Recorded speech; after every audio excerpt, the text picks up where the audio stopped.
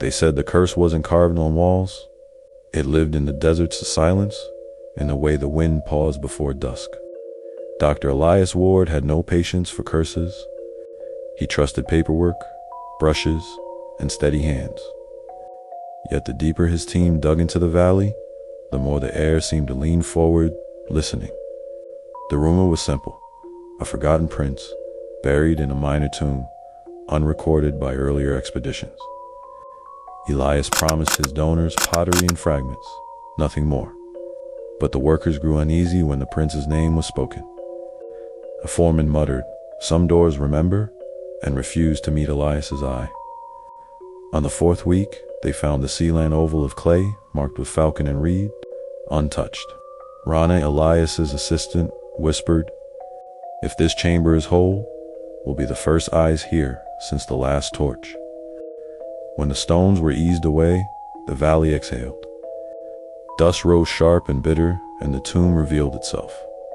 A narrow corridor, faded blue prayers on the walls, and a black sarcophagus waiting in the dark. Around it, lamps with unburned wicks seemed to expect hands that never returned. Rana read the inscription over the lid. Asterisk, may those who disturb the just feel the fever of a second sun. Elias scoffed.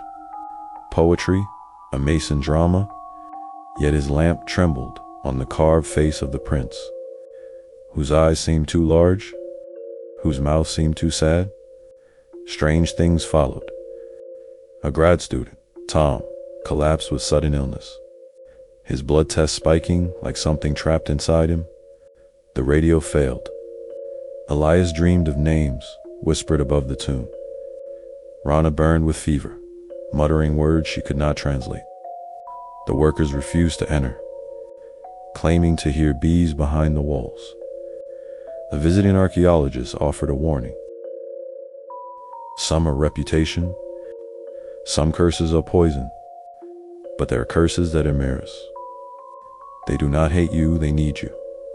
Elias laughed politely, but her words clung to him like sand and sweat. On the 10th day, they opened the sarcophagus. Inside was no treasure, just the prince, small-boned, wrapped, ordinary. A crooked mask lay across his face, one eye cracked into a permanent wink. When Elias lifted his camera, he felt warmth on his cheek, as though unseen breath leaned over his shoulder. The first photograph blurred with a haze shaped like a hand. The second came out sharp. That night, Rana's fever deepened. She woke crying, though she insisted she wasn't Sidonly full of someone else's memories. Elias sealed the tomb, claiming preservation, health concerns, unstable conditions, but he couldn't forget the warmth of the broken seal in his palm, as if the tomb itself had recognized him. Back in the city, he pinned the blurred photograph above his desk. Some days it looked like nothing. Other days he swore he heard static spelling his name, waiting for an answer. So what is a curse? A sickness in dust?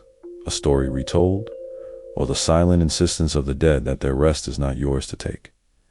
If a door remembers, does it remember the one who opened the door? The one who promised never to return? When the wind learns your name, are you certain you should answer it? For more dark mysteries and chilling tales, subscribe to Dark Tales 60 and turn on the bell.